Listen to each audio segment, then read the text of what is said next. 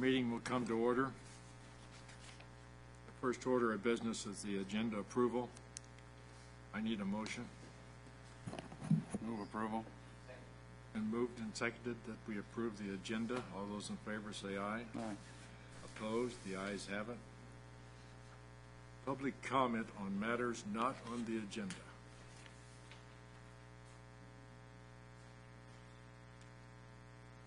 Let's see.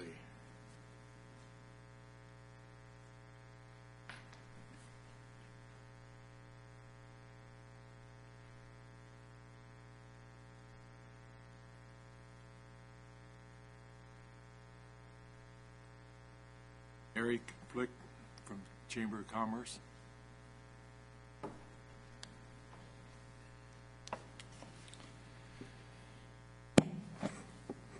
Good morning. It's my pleasure to be here today. Board members, Chairman. My name is Eric Flick with the West Sacramento Chamber of Commerce Board Chairman. And I'm here on behalf of our Board of Directors and business members to express support of the West Sacramento Levee Improvement Project.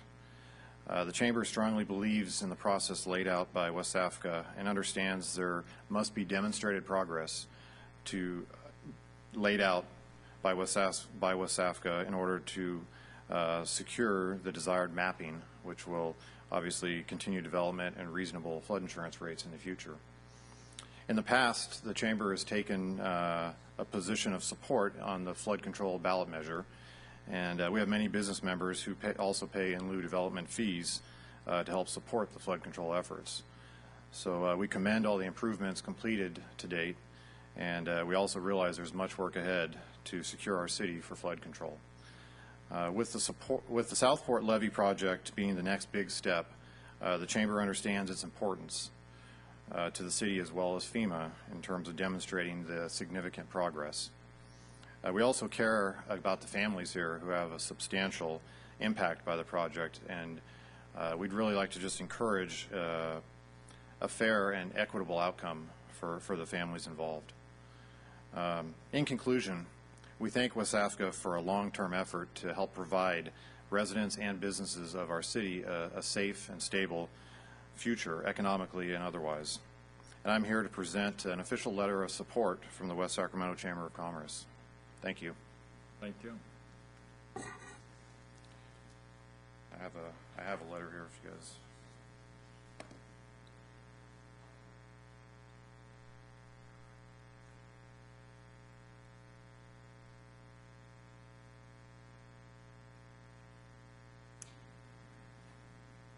Wilson Wyatt.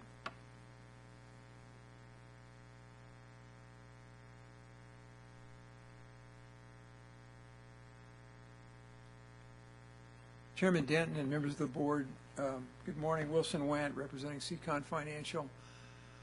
I just submitted a letter. I've appeared at your board meetings before, and I wanted to note three things. The first, they're all included in the letter, and I'm not going to go through them in detail, but the flood protection progress report that's a part of your meeting agenda for today indicates that staff has met with representatives of Seacon, and I want to confirm that they had. It was a very informative meeting. I appreciate very much staff taking the time to set up that meeting. We met on Tuesday and talked at great length about some of these issues. We're still very concerned, and our concern ties into something which became even more clear after that meeting, and that is that the environmental mitigation that's necessary for the project and the increase in the state share of funding for the project is really driving this train, and it has resulted in the most drastic alternative being adopted for segment F, and that's the setback levy. We're concerned about that. We're still looking at that very closely. The second thing I'd like to mention to you is that with my letter that I submitted in June, I requested a reconsideration of the determination that the setback levy was the preferred alternative for segment F, and I would hope that the board would direct staff to respond to that request. And then the last thing is on the minutes that you haven't approved yet, but you're about to approve. Your minutes, there's no requirement under the law that the minutes be explicitly detailed, but there is a requirement under the joint exercise of powers agreement that you maintain minutes. And my observation is that the minutes are not terribly helpful because they aren't detailed enough. I've appeared at a number of these meetings, and I think it would be much more helpful if the minutes spelled out in some detail what the subject of the commentators' comments were. Thanks very much for having the opportunity to address you this morning. Thank you. Victoria Yokoyama.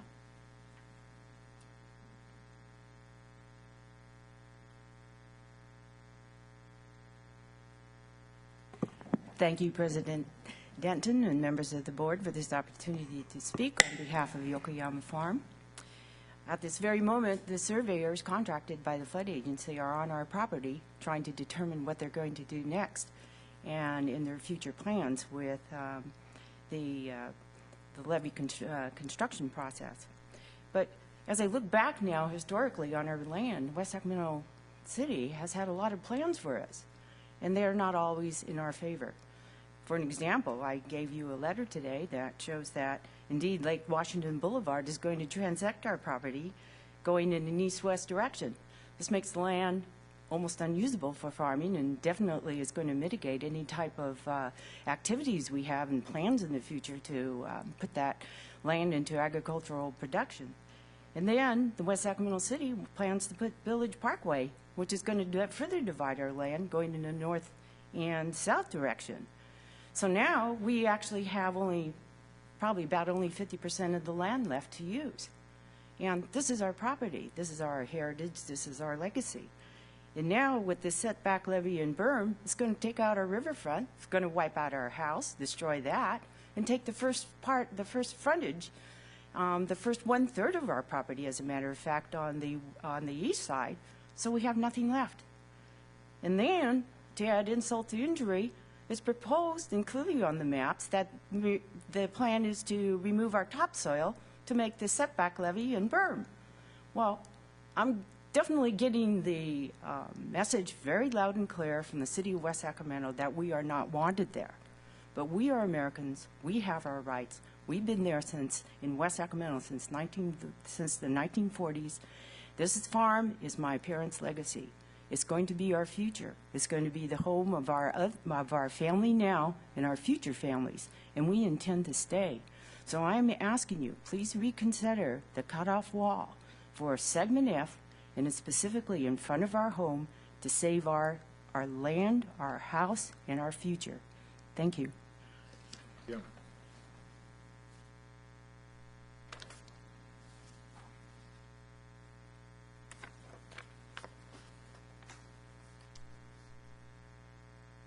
Next item on the agenda is the approval of the July the 12th, 2012 minutes.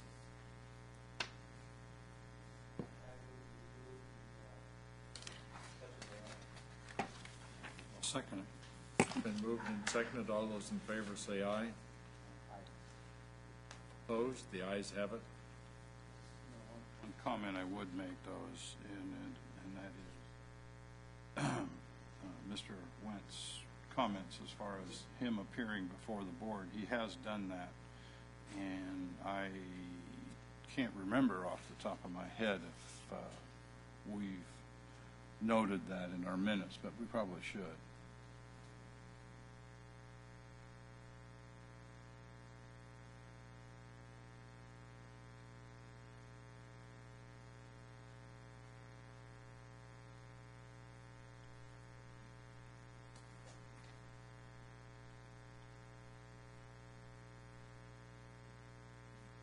No, that's it.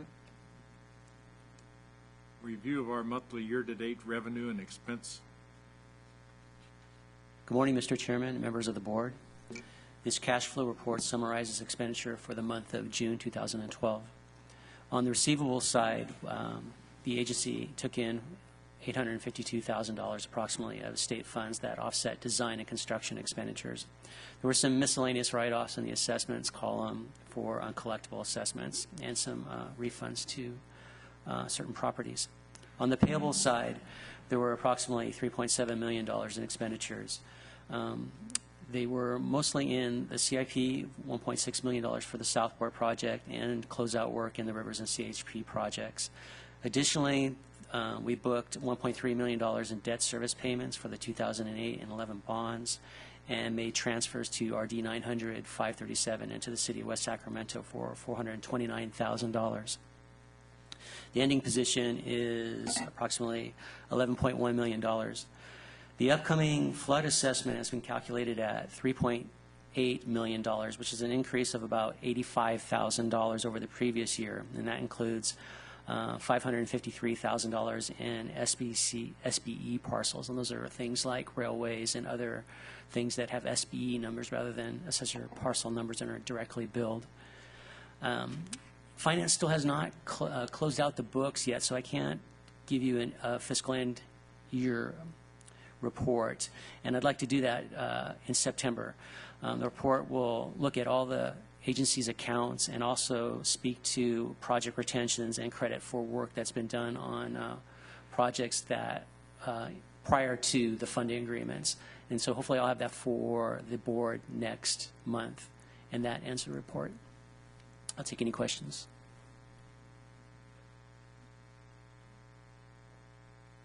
Thank you. You're welcome.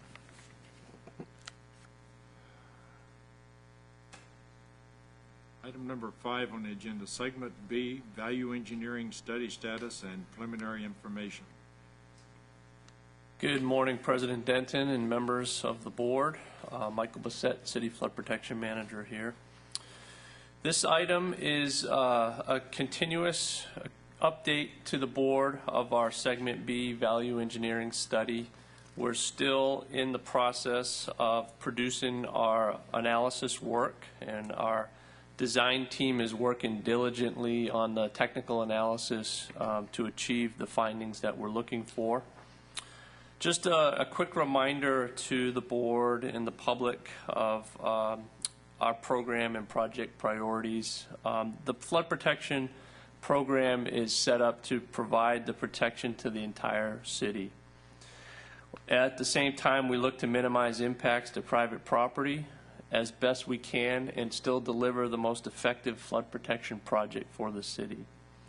We continuously investigate different methods to reduce impacts to private property, and that's what this board has mandated myself and my team to do, and that's what we're working on. We also need to understand what our local revenue sources are, and we need to stretch those limited dollars so that we can complete the entire project to reduce risk for the entire community. In terms of the Segment B VE study, the board made it very clear when they selected alternatives for the majority of the project. The board has directed our team to go back in and look at segments F and B a little closer to ensure that we're producing the best alternative for the entire community while at the same time trying to minimize impacts to adjacent property owners. And that's what we're in the process of doing. I'm going to have Derek Larson get up in a minute just to go over much more detail of where our design team effort is underway. Derek's going to get into some of the details of Segment B analysis. Last month we provided information to the board where we bookended some of the alternatives that we have had under analysis. And we have some conclusions in the majority of Segment B in the southern part and then in the north part. It's that middle zone that we're really, we're tightening up the screws. We're spending a lot of time with our technical experts to really understand what's going on out there and to carefully evaluate all the alternatives that we have available to us that are technically feasible, and to move forward on analyzing those technically feasible alternatives. In addition to the design team work, Our team has also been spending time meeting with the property owners so that we can continuously educate them on the process we're going through. We're trying to be as transparent as possible, so whenever they ask for information, we're providing that information. We're sitting down with the property owners to go over that information so that they can clearly understand the technical efforts that we have underway and that the findings that we have produced to date. So I think those meetings have been going well, and I encourage the public to reach out to us whenever they want to sit down and go over information in more detail than what we can produce in a meeting like this. So with that said, I'm going to turn it over to Derek, and if we could put the PowerPoint up on the screen, that would be great. And Derek's going to run through some of the real technical analysis that we have underway.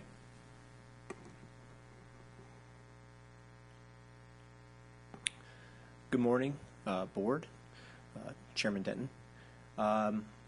Again, I'm going to be providing a little bit more detail, as Michael alluded to, with respect to where we're at with the REACH-B value engineering study today. So specifically what I want to focus on is what we're doing in the value engineering study in the geographic area where we believe that we might be able to save some more homes while at the same time coming up with technically feasible under seepage mitigation alternatives. Again, that's very important. Everything we design, we have to make sure that it's technically feasible. So that's kind of a threshold criteria for anything we do. We were asked to take a look at the deep cutoff wall through Station 67. And we have done that, and we've actually prepared costs for that, but we're not going to present those today. The problem is that that solution, much like the deep wall throughout the entire reach, has a problem with respect to cost effectiveness.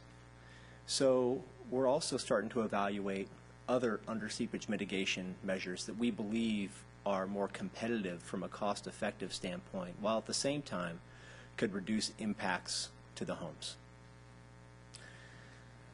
So we're looking at a minimum berm with a partially penetrating cutoff wall as one of our solutions to see if that can minimize the footprint while at the same time meeting the technical criteria. We're also looking at potentially using a conventional wall as far as we can go down REACH-B, but then in addition to that, having a clamshell excavator, which can maybe get us another 10 feet down. And I'll show a map after we go through this and kind of point you to the specific areas of concern that we're talking about. That's something that is going to be, both of those would be a more cost-effective type solution than the deep wall, while at the same time trying to achieve a similar outcome for saving homes. In addition to that, there's other civil design methods to reduce impacts to homes.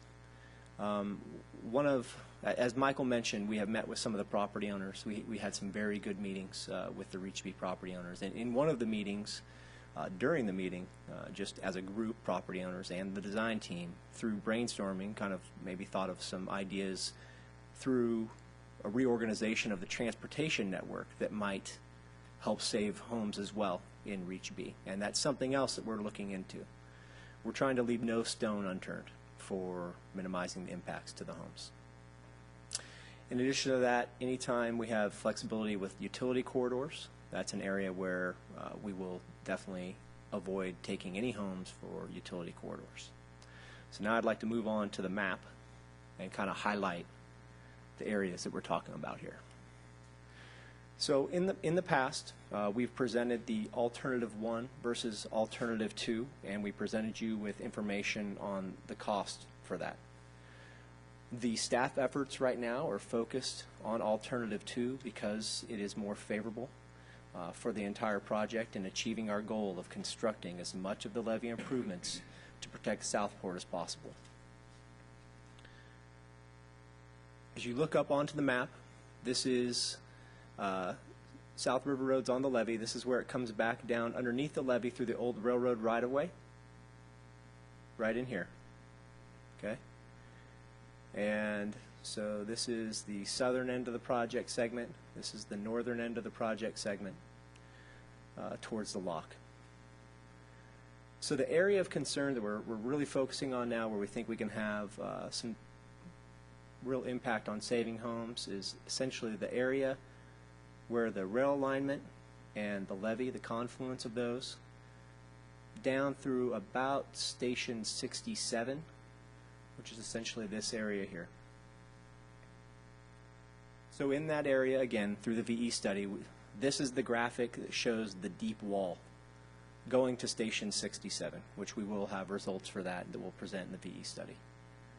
Around station 55 down in here, we believe we can get a conventional wall in with clamshell excavation, allowing us to go a little bit deeper so we can tie into the clay layers, which we need to tie into to mitigate for the underseepage. If you recall, down here around station 46, we're able to get a conventional wall in. So we believe that about an additional 900 to 1,000 feet we can get more wall in there using clamshell excavation. The impact to the homes that could be saved from that are potentially these two homes here, where the road goes back underneath the old railroad embankment. In addition to that, we're also starting to evaluate a partially penetrating cutoff wall with a minimum berm that could extend down through about station 67. That would help save potentially this home here if it's determined that that would be technically feasible. So we're still working through the issues with respect to how big that minimum berm would have to be and whether or not it would be technically feasible. But we are hopeful that we might be able to have a positive outcome there. Cautiously hopeful, I'll say. So, and again, the red circles show the three homes that we're really focused in on right now. If the concept of a shallow cutoff wall, partially penetrating shallow cutoff wall, will minimize the berm, there is also potential further upstream of the project in this area to potentially save some structures as well. So while we're still evaluating that is something that we're looking at. As the analysis moves forward, we'll have more information and we'll be able to present that with more certainty at a later time.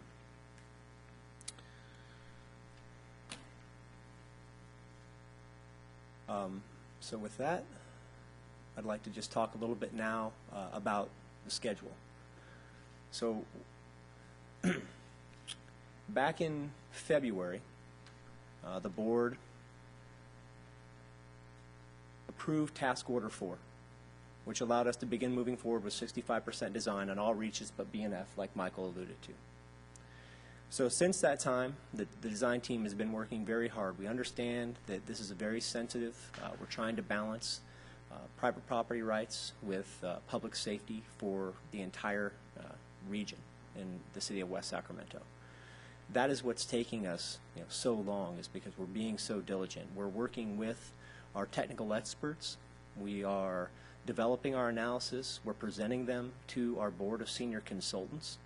We've had multiple meetings with our board of senior consultants as we continue to move through this to see what potential there is to minimize the impacts to private property and at the same time have a technically feasible solution. Right now, we're working to schedule a meeting before the next meeting in September that would include not only our board of senior consultants, but our agency partners, the Central Valley Flood Protection Board, the Department of Water Resources, and the Corps of Engineers, all of whom must also agree with our technical findings. We're doing that because we know that in order to provide the board with as much good information as we can to make a decision, that we would like to have those agencies weigh in on what we're proposing in advance of asking the board to make a decision on Reach B. So with that said, our hope is that in September we would have results that we can present to the board that would support a decision on how to move forward with Reach B. Now, again, the decision doesn't mean that whatever we have called out specifically for underseepage mitigation might not change a little bit, but it would be primarily a decision on alignment. We'll continue to work hard, much as we'll continue to work hard everywhere along the alignment, to minimize the impact to private property as long as we can, balancing cost effectiveness with the technical feasibility of our under seepage mitigation measures. If we are able to provide, if we aren't able to provide a recommendation in September because we want more certainty, then we could wait till October when the study for the VE will be completed. Now, when I say completed, again, the results would be available. If the results are available in September, we'll present it. From the time between September and October, that's really just the design team going through their QC process, production, getting the report developed. So we won't come to you unless we have a high degree of certainty of what the results are. In fact, we would be certain that whatever we present in September would be what was shown in the report in October. We wouldn't come to you any other way. This is a proposed schedule. I would like to step through the schedule and implications as for the Southport EIP as the project moves forward. If we're able to get a decision to move forward in September, we believe that we could have the design completed for 65% around the end of the year, December 2012. We currently are scheduled to have the initiation of the public review of the draft EIS-EIR in 2013, February 2013. As we've told you in the past, the EIS-EIR schedules do carry with them some risk. We rely on our partners and their ability to resource review of the document and their assumptions about how much detailed comments we'll get back and the difficulty in addressing those comments. So the schedule assumes that the comments that will come back we'll be able to deal with in a reasonable amount of time. If the comments come back and they're challenging, then the schedule can slip. So all I really want to communicate is there is schedule risk associated with what I'm outlining here, particularly with related to the review of the EIS-EIR. In May 2013, we propose that WSAFCA adopts the EIR, or we present it to you for your consideration to adopt the findings of the EIR and certify the findings of the EIR. The important point that I want to make with respect to the EIR is it is really a very important milestone for a number of different reasons for this project. One, it allows us to begin the more detail in the right-of-way acquisition. We are advancing right-of-way acquisition in parallel because we want to move along at an accelerated pace for this very important public safety project. But in order to start really negotiating with the property owners more earnestly, we need to have the EIR certified and adopted. In addition, that allows us to begin clearing the utilities and relocating the utilities outside of the project footprint so we can clear the footprint for the contractor to come in and begin construction. In addition to that I don't have up there is the Department of Water Resources requires you to have your EIR certified prior to them executing a funding agreement with you. So at the same time, it's an important financial milestone as well.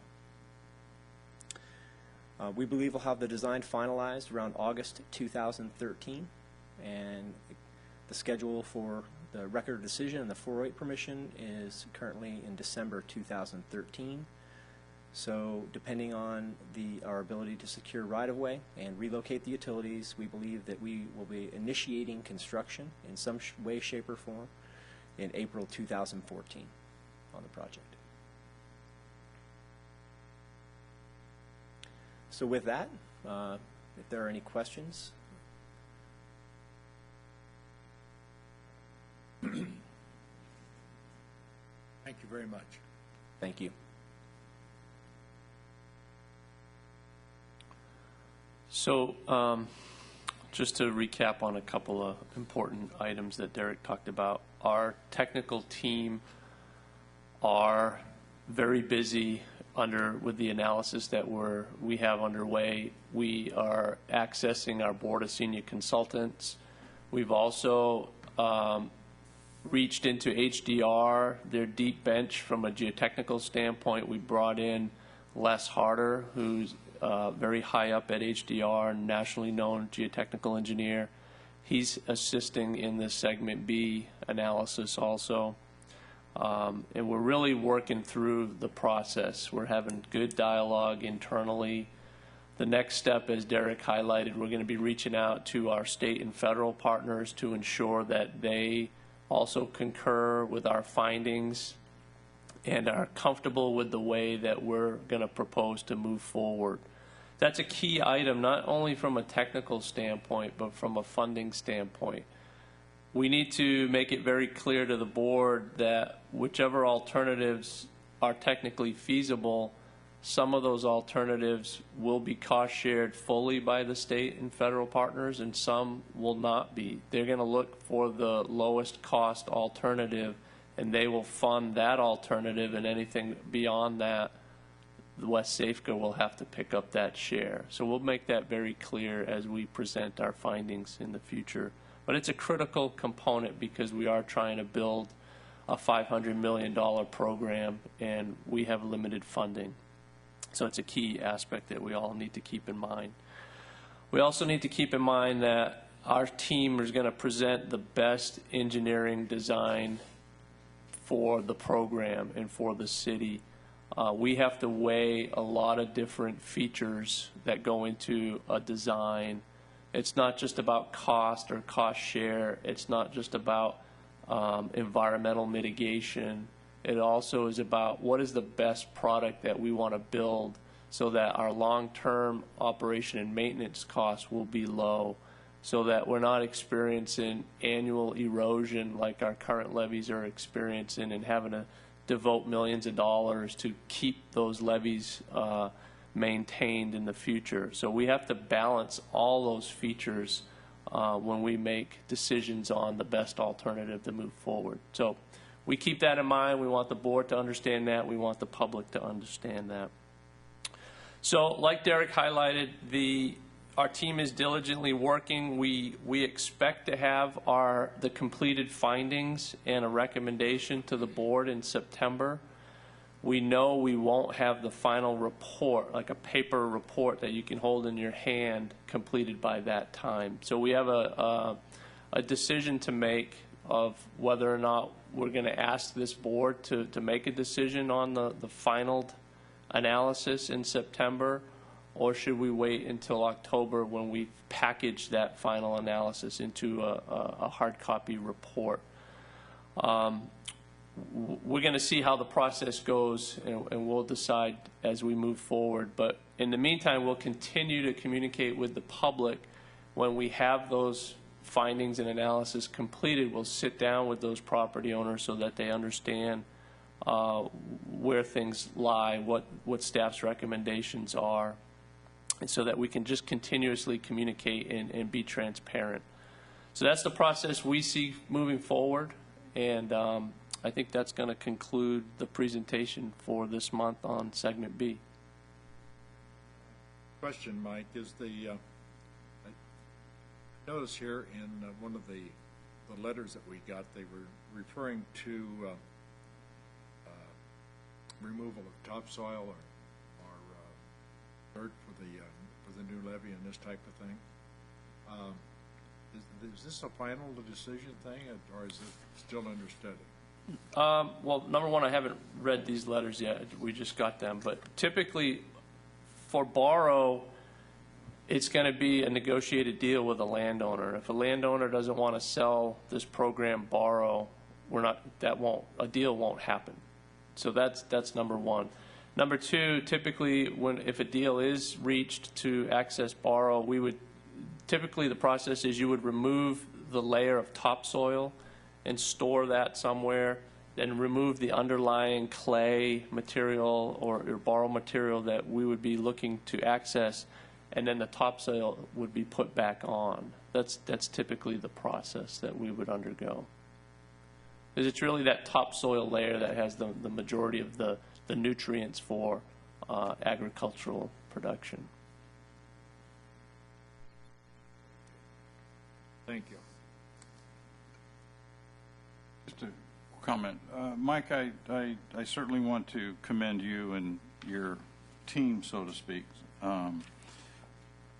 for continuing to follow the board's direction and look for alternatives and see if, we all realize that some homes are going to be lost. Some properties are going to be taken. It's just the fact of doing levee work.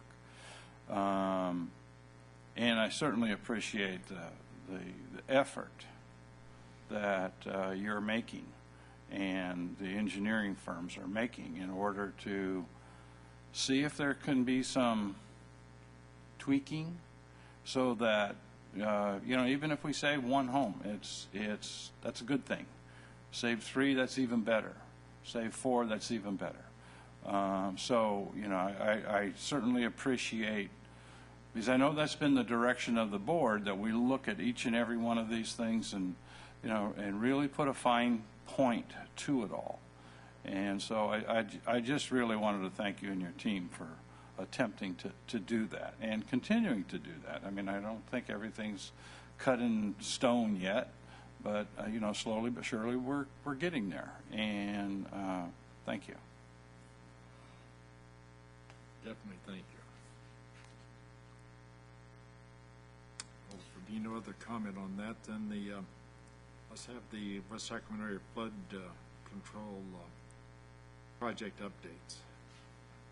Okay, I'll quickly run through the progress report, some of the highlighted areas that I want to talk about. As Mark Zolo indicated earlier, Chelsea and our finance people and our IT department have processed the next annual assessment that's going in to the county shortly. So that's been a good process, and Chelsea's been doing some hard work there. So Mark had given you the new assessment numbers earlier, so I won't go over that. But that takes a lot of work, and it's a lot of staff time to process that, so they're doing a great job there. On the 2011 EIP projects, the Rivers and CHP Academy, we're still in the process of closing out those projects. Kenrick Jameson is managing that effort with our construction management team. So they will be completing the construction documentation reports and doing the transfer meetings and really, you know, putting the bow on those projects pretty shortly. We're also starting an environmental mitigation project at the Rivers and a tree planting project at CHP Academy. And we have our contractors on board. Those were approved last month by this board. And we've already held our pre-construction meetings, and we're starting to get submittals being processed, so that's moving forward as we speak. We anticipate actual plantings to occur in September. I'm going to jump down to the state EIP funding agreements. As this board is aware, the state is our funding partner on the early implementation program, and they've been a very valuable partner to us. And they have really shown their commitment to our program and processing our payments in a timely manner. And Derek Larson with MBK and Mark Zolo of my staff, they will be working closely with the state to keep that funding stream going, and we should be submitting another payment request to the state very soon to keep our program afloat. I wanted to quickly highlight on the Sacramento Bank setback levy project in Southport. That project is in construction. The contractor is actively placing embankment fill material now. So they're going to be advancing that project, and hopefully we'll see South River Road reconstructed prior to the end of this year. We're hoping for a November time frame, and we're keeping a close eye on that project as well. The Central Valley Flood Protection Plan, you know, as was approved by the Central Valley Board, that plan is now rolling out for the regional planning work. So City of West Sacramento is closely coordinating with WSAFCA and Yolo County and a lot of the reclamation districts within Yolo County and Sacramento County. We're all lumped into one region. And West Sacramento will be taking, actually it'll be WSAFCA, I believe, the actual entity, will be taking the lead in, we'll be the umbrella agency essentially, so we'll have a funding agreement with the state and we'll be processing the payments to our regional partners as this regional planning effort moves forward. So we've just started our conversations. There's a funding meeting later this afternoon at the state. So that process is moving forward. So essentially, That is a planning effort so that all the agencies within the region are going to submit their projects to the state, and they're going to incorporate those projects into their planning effort, and then really look to fund the projects as we move forward with Props 1E and 84 available monies. Try to get projects into the ground and reduce risk as quickly as possible.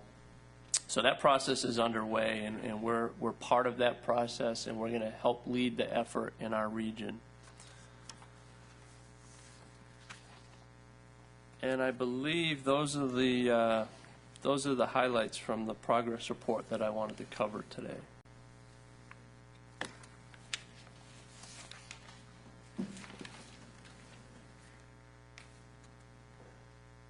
Mike, where are we in the GRR process? We are working closely with the Corps on, the implementation of the 3x3x3 guidelines and rescoping our study.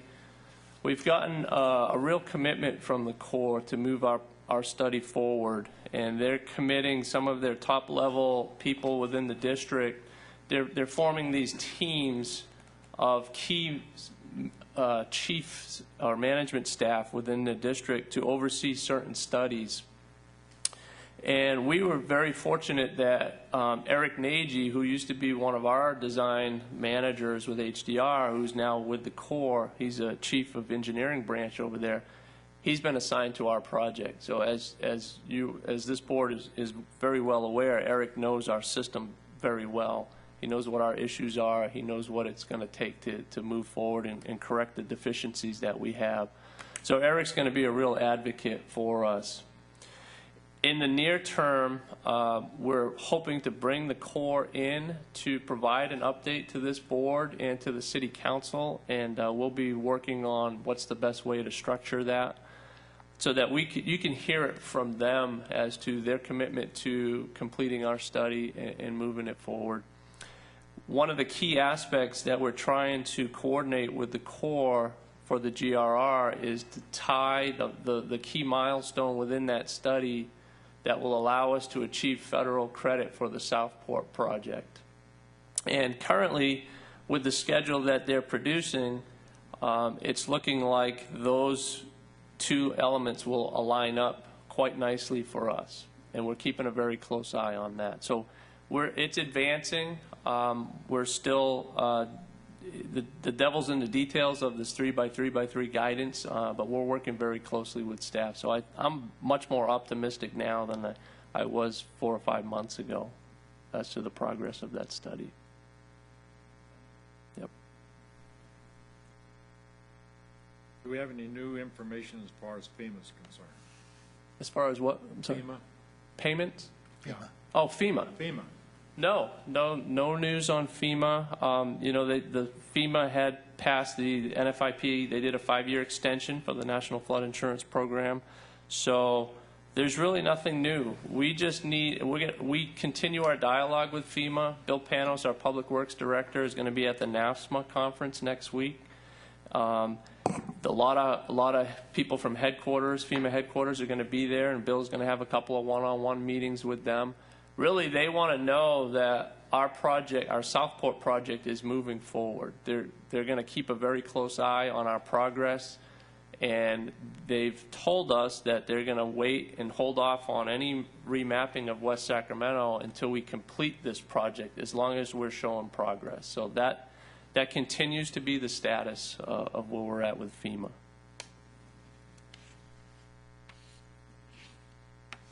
How is the new pipelines that they're going to run to Southern California, how's that going to affect us? That's a great question. I don't have a lot of information on that project, Bill.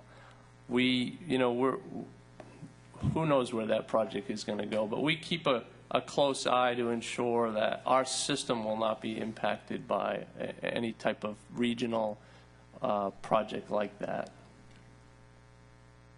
Okay, anything else, Bill?